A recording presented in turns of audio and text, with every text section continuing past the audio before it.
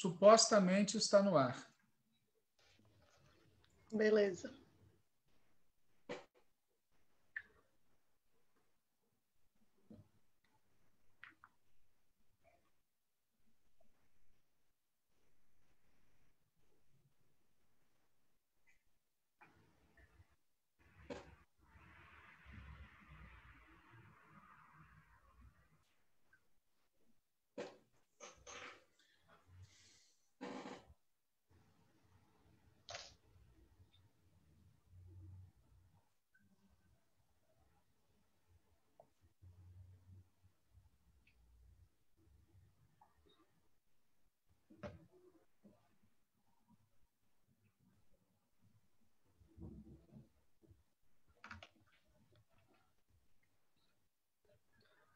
Podemos começar, então?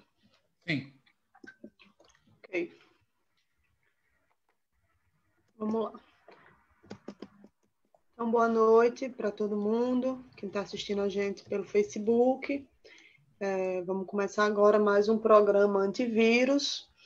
E hoje a gente vai comentar sobre o discurso de Lula no dia 7 de setembro. Né? Comentar um pouco das, enfim, opiniões, impressões e aspectos conjunturais do procedimento. Então, do pronunciamento, na verdade. Walter, pode começar. Tá bem. Você está sem vídeo.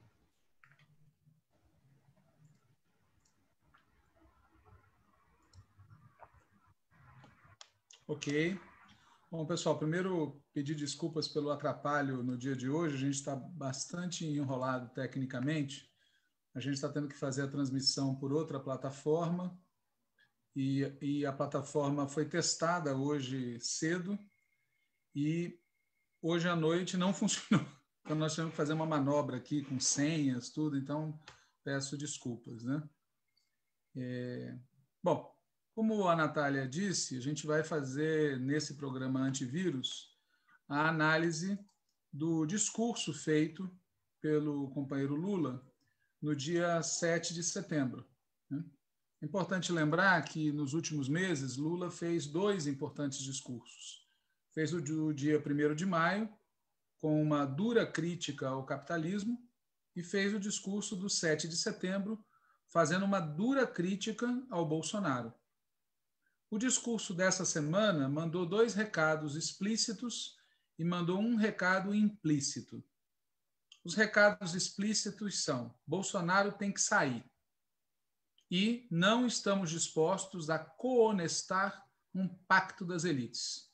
E o recado implícito é que Lula não é carta fora do baralho, nem agora, nem em 2022. O discurso provocou uma reação muito positiva na nossa tropa e Bolsonaro acusou o golpe, sentiu a porrada, como se viu pelo discurso mal feito que ele fez logo depois. Mas é claro que Bolsonaro não vai sair da onde está a golpe de discurso, assim como é claro também que existe um pacto das elites. Além do que, prossegue a operação para tirar Lula do jogo, vídeo que fizeram agora há pouco com o advogado do Lula, o Zanin. A pergunta é: o que fazer frente a isso? Primeiro, com certeza, trazer Lula de volta para o jogo. Fizeram certo aqueles e aquelas que insistiram com ele quanto à importância dele fazer um pronunciamento à nação. E demonstrou-se mais uma vez o acerto daqueles que, como nós, não deixaram em nenhum momento, em segundo plano, a luta pela recuperação dos direitos políticos do companheiro Lula. Tá certo? Nós não somos daqueles que tratam como fato consumado que nosso candidato a presidente em 2022 é o Fernando Haddad ou qualquer outro nome. Pelo contrário, nós continuamos na batalha total pela anulação das condenações e pela recuperação de direitos políticos, não só por razões morais, mas é porque a gente quer, de fato, Lula candidato, uma avaliação política que nós fazemos. Então, em primeiro lugar, isso. Em segundo lugar, o partido precisa mudar. Né? Claro que a classe trabalhadora é o fator decisivo e, nesse sentido, precisamos chamar a mobilização e a luta. claro que a esquerda é maior do que o PT, e, nesse sentido, nós precisamos defender com ênfase uma frente de esquerda, mas é claro também que é muito mais difícil ter mobilização e é muito mais difícil ter frente de esquerda se não tivermos uma mudança no comportamento e na linha política do partido, do maior partido da esquerda brasileira. Uma mudança no comportamento e na linha política do PT. Uma verdadeira revolução no funcionamento do partido. Uma reformulação no âmbito programático e estratégico. Assuntos sobre o qual nós vamos falar logo mais no programa Contra a Mola. E claro que a gente precisa de muita luta de massa. Como nós já falamos, e vou repetir, algo que necessariamente requer o engajamento do partido, dos seus dirigentes, da sua estrutura. Não é correto nem é suficiente terceirizar essa tarefa para os movimentos sociais e sindicais. Aliás, essa tarefa começa agora, em 2020, nacionalizando a campanha eleitoral municipal. A verdade é que Lula não falou dessas questões que nós estamos tratando aqui.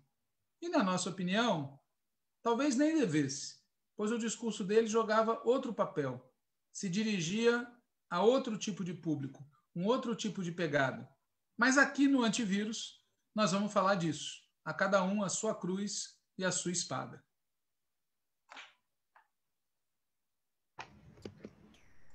Bom, gente, a primeira coisa que eu queria comentar, antes de entrar no discurso propriamente dito, né, é que a gente está muito convicto de que não tem possibilidade da esquerda dar uma reviravolta nessa situação que a gente está, sair da defensiva, ao menos no curto prazo, sem fazer isso que Walter comenta, né? Uma revolução organizativa, estratégica, tática, sem uma linha política mais radicalizada e, principalmente, sem muita luta de massas.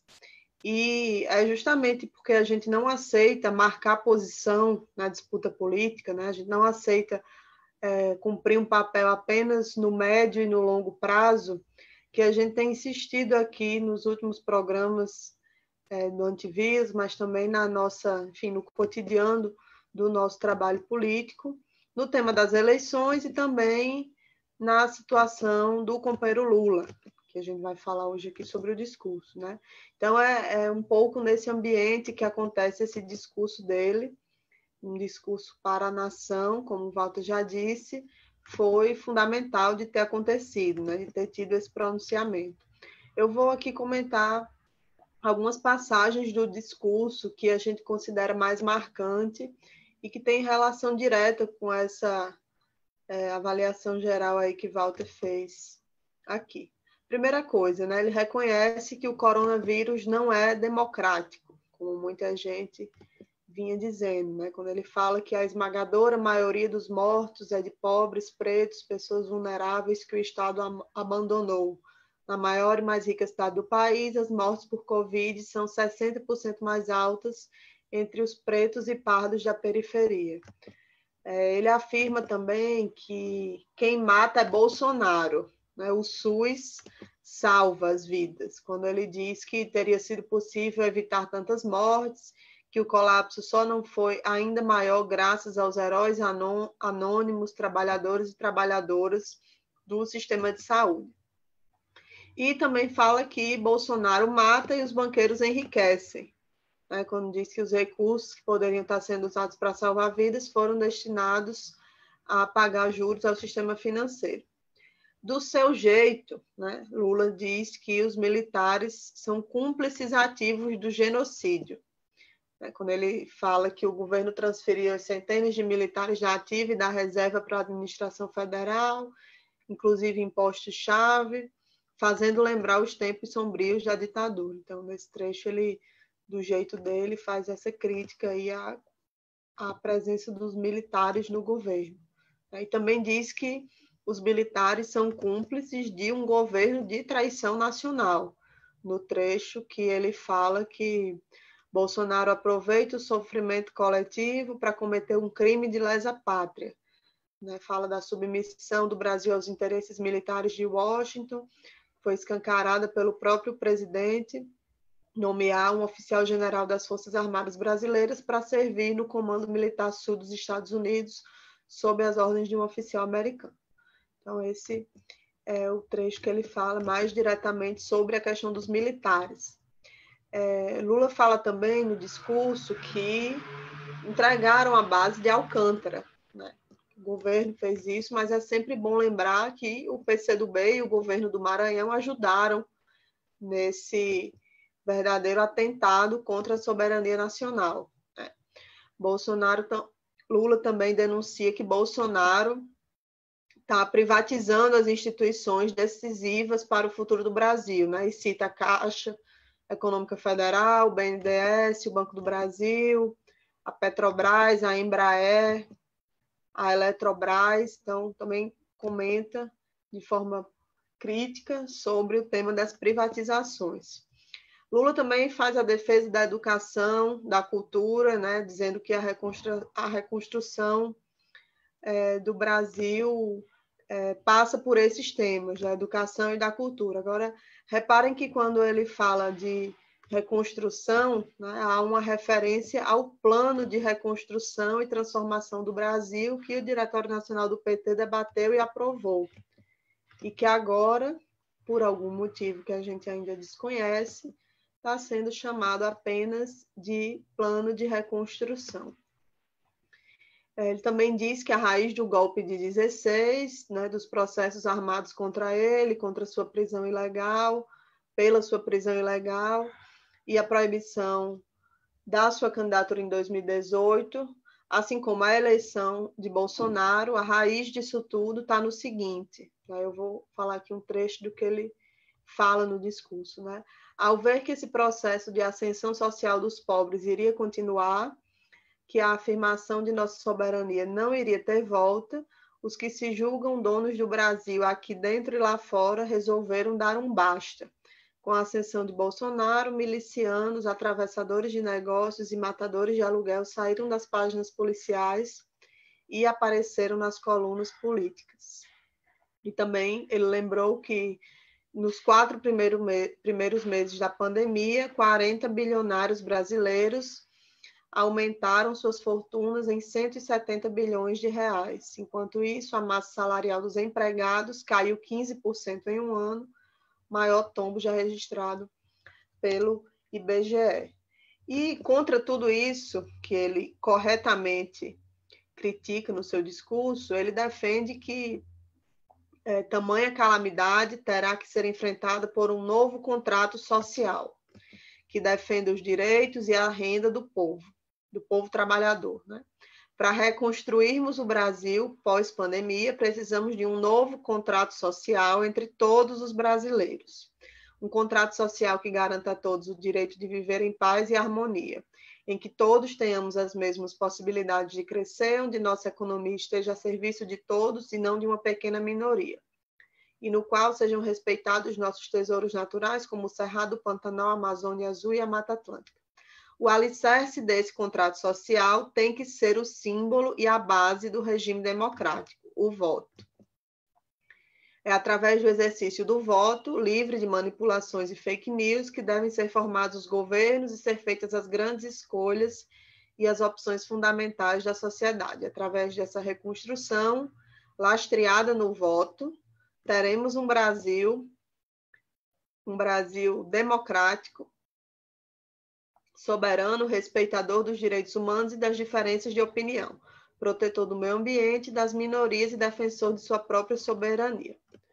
Bom, sobre isso a gente vai conversar um pouco hoje ainda no programa Contramola sobre o que é que isso pode querer dizer, né? Isso que eu acabei de ler, que é um trecho, digamos, fundamental da linha estratégica, digamos assim, do discurso de Lula.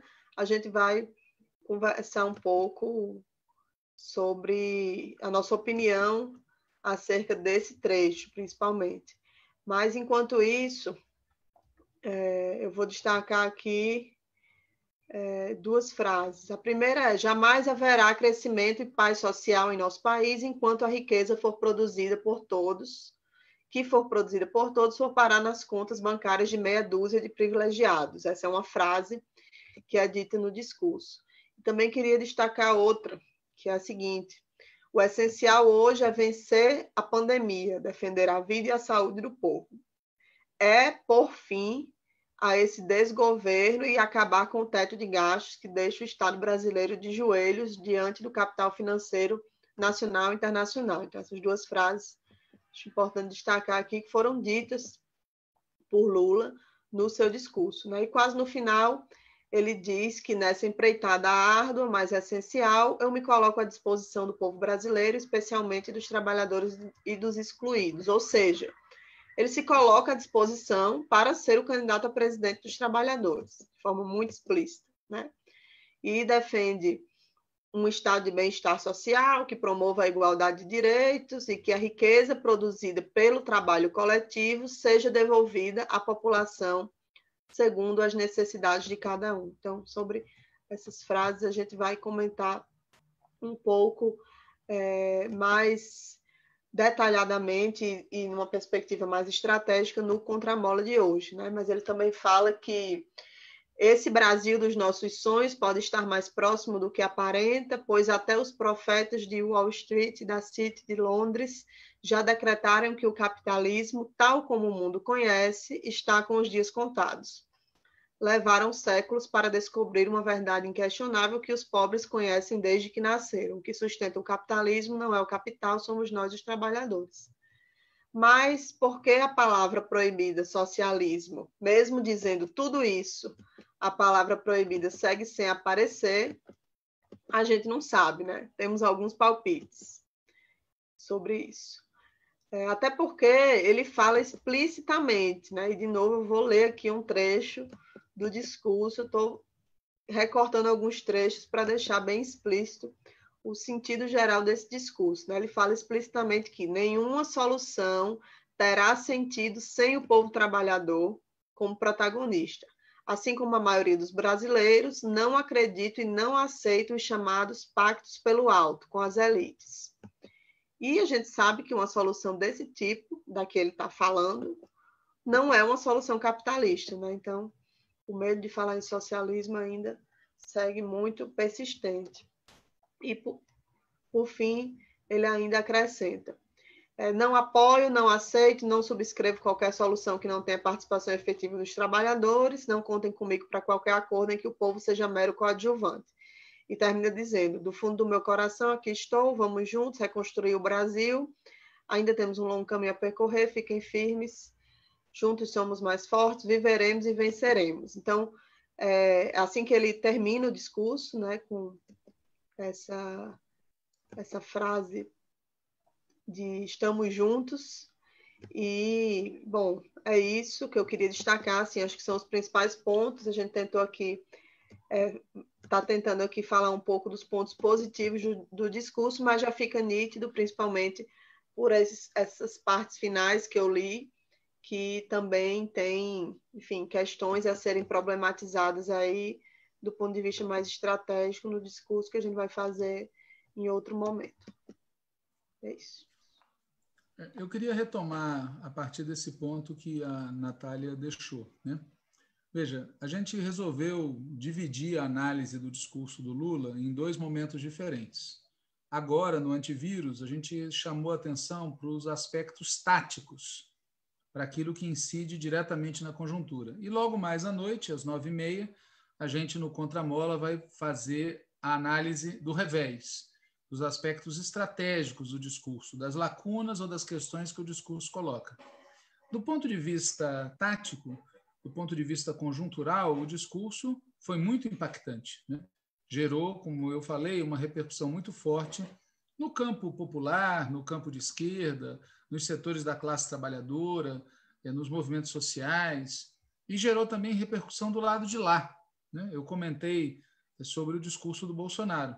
Claro que a gente não deve subestimar o recado do Bolsonaro. O discurso visivelmente estava feito sob o impacto do discurso do Lula, mas também teve um recado muito forte no discurso do Bolsonaro que a gente deve estar atento para ele, que é a defesa do golpe de 64.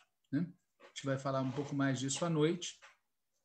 O tema dos militares, portanto, aparece no discurso do Lula e no discurso do Bolsonaro. No Lula, ele criticando a presença dos militares no governo, e no discurso do Bolsonaro, ele legitimando a presença dos militares no governo, fazendo referência ao golpe de 64. Bom, então, primeiro, o discurso do Lula foi um momento de impacto na conjuntura. Ele mostrou que não é carta fora do baralho. E eu quero, de novo, insistir nesse tema que eu falei no início. Né? Foi muito importante que ele fizesse esse pronunciamento. Houve muita gente nessas últimas semanas conversando com ele, no sentido de que ele devia marcar presença, tá certo? De maneira forte, de maneira articulada, de maneira completa. E mais do que isso, né? Desde 2018, existe uma batalha no país em que a direita quer tirar o Lula de cena e em que um pedaço da esquerda e da centro-esquerda aceita isso como um dado. E nós, e muitos outros, nunca concordamos com isso. Seja por razões de princípio, quer dizer, tirar o Lula dessa forma, com esses métodos, etc., etc., etc., é a síntese do golpe. E, portanto, anular a condenação e trazê-lo de volta com direitos políticos é restabelecer a democracia no país. Em segundo lugar, por conta da força político-eleitoral dele e da capacidade de dialogar com amplos setores da população. Então, o fato dele estar presente na luta política é essencial para a esquerda. É muito importante que ele tenha, com esse discurso, mais uma vez, mostrado que não é carta fora do baralho. E mostrou isso em grande estilo. Agora, como já foi acentuado pela Natália, alguns temas táticos não foram abordados nesse discurso. Né? Alguns temas são de natureza estritamente tática, como a eleição municipal de 2020. Claro, alguém pode falar, não precisava, porque, de certa maneira, o discurso dele forneceu uma orientação política para nossos candidatos em todo o país, candidatos e candidatas a vereadores, vereadoras, prefeitos, prefeitas, vice-prefeitos e vice-prefeitas. Um discurso de como nacionalizar a campanha. Mas, de toda maneira, o tema 2020 não apareceu explicitamente no discurso, assim como também não apareceu o tema da mobilização social. Né? A gente vai voltar a falar disso às 9h30 da noite, no Contramola, mas se a gente espremer o discurso, certo? Ele faz uma duríssima crítica ao governo Bolsonaro, fala que esse governo tem que ser afastado, embora não use a expressão fora Bolsonaro, fora Mourão, fora esse governo, fora suas políticas, impeachment, etc., e se apresenta, de fato, como uma alternativa para o país. Mas o tema da mobilização social não aparece, assim como não aparece algo que nós temos batido sempre, que é a importância de construir uma frente de esquerda. É evidente que construir uma frente de esquerda hoje não é tarefa fácil, porque as eleições e as divergências políticas tornam isso muito complexo. Mas sem uma frente de esquerda, sem uma frente democrática, popular, de esquerda, é muito difícil enfrentar essa conjuntura. E, além disso, tem um tema estratégico que a Natália também destacou, que faz falta, que é o tema do socialismo, que algumas pessoas consideram uma palavra maldita. Né? Já no discurso do 1º de maio, que era todo ele dedicado a condenar o capitalismo, a palavra não foi dita. Aqui, em que é um discurso todo estruturado em bater pesado no governo Bolsonaro, a palavra também não é dita. E é interessantíssimo, porque, como a Natália destacou, não se fala do socialismo, né? Mas se fala que o capitalismo está em crise profunda. E, no caso específico aqui do Brasil, se insiste várias vezes que não tem e não pode ter, e nós não vamos apoiar nenhuma saída por cima, nenhum pacto das elites. Bom, mas então do que nós estamos falando? Né? Esse tema do socialismo e as outras questões estratégicas a gente vai retomar logo mais às 9h30 da noite no programa Contramola. Né?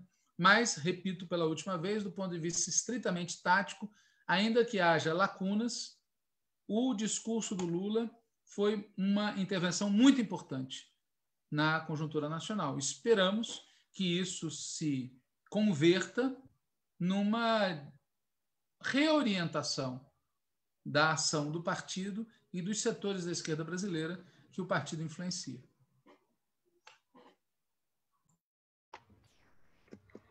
Então, Walter, acho que é isso, né? Esses primeiros comentários sobre o discurso de Lula que a gente queria trazer.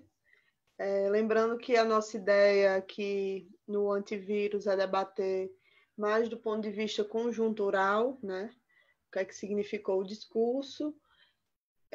E também lembrando que a gente está com a previsão de fazer programas menores a partir de agora, né? A gente fez esse de hoje aqui, estamos encerrando com mais ou menos meia hora, então a gente vai tentar, a partir de agora, também para todo mundo saber se organizar, fazer por volta desse tempo, meia hora, 40 minutos, claro, dependendo do tema, pode precisar passar um pouquinho, mas fazer programas mais curtos. Eu estou com um probleminha aqui, por conta da nova plataforma que a gente está usando, eu não estou conseguindo abrir as perguntas, assim, se tem alguma pergunta ou algum comentário lá no Face. Então, eu não sei Tem se um Walter comentário consegue. aqui que eu posso ler. Tá. Tem vários comentários, cumprimentos, elogios ao Lula pelo discurso, cumprimentos a você, etc. Mas o que eu chamaria a atenção aqui é um comentário feito pelo Alessandro Hipólito da Silva, que diz assim: mas eu não sei se Lula está disposto a liderar ou chamar uma revolução proletária no Brasil. Eu temo que esse contrato social falado por Lula seja um novo acordo do Pacto Social de 2002. Esse tema do contrato social, se isso é um pacto social, a gente vai abordar às 9h30 da noite. Tá certo? Nós não estamos aqui, veja, dizendo o que o Lula deveria fazer. Estamos dando a nossa opinião. Na nossa opinião, existem lacunas no discurso, tanto do ponto de vista tático quanto estratégico. O Lula é o Lula, tem as posições políticas dele, nós temos as nossas. Nós estamos falando do nosso ponto de vista, o que a gente acha que falta. E por que a gente acha que falta? Porque a gente gosta? Não, porque tem uma dinâmica política no país. Quando o lado de lá vai para a televisão no mesmo dia e diz golpe de 64 para derrotar o comunismo, significa alguma coisa. Significa que o lado de lá está trabalhando com uma determinada orientação, que é enfrentar a esquerda, porque está preocupado com que nesse cenário do mundo, da América Latina e do Brasil, as coisas andem numa determinada direção. Então a questão é saber se o lado de cá, a classe trabalhadora, está levando isso em consideração. Ou se está achando que se a gente apresentar metade do programa, o lado de lá vai reagir com metade da violência. Nós já tivemos essa experiência nos governos Lula e Dilma. Os governos Lula e Dilma não podem ser acusados, sob nenhuma hipótese, de governos revolucionários no sentido tradicional da palavra. Ou seja, governos que tenham promovido quebra na institucionalidade, desrespeito à legalidade, nada disso. Muito antes, pelo contrário. E foram tratados pela direita como o quê? Como governos que mereciam ser derrubados através de golpe. Então, tem aí um ensinamento que a gente vai voltar a ele mais à noite. De toda maneira, cabe chamar a atenção para essa questão que o Alessandro falou. Pacto social, contrato social. Por que foi usado esse termo e não outro? Né? Aí tem uma coisa interessante. Por fim, há várias pessoas aqui, depois que eu comecei a comentar aqui, fizeram outros comentários, mas todos na linha de cumprimento, etc, etc, etc.